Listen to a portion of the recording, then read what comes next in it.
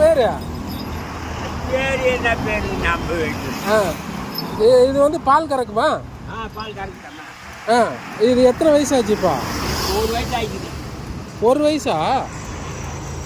ஒரு ஆட்டு சைஸில் தான் இருக்குது. நல்லா இருந்தது. அம்மா போட்டு அம்மா போடுறீங்க. அதனால தான் பிடிக்குது. இது வீடு எங்கே இருக்கு? இதே வீட்டில் இது வரணும். பருத்திப்பட்டு தானா? காடு வெட்டி இருக்குது. காடு வெட்டு. ஆஹா சரி. போங்க கொண்டு போங்கயா. சரி.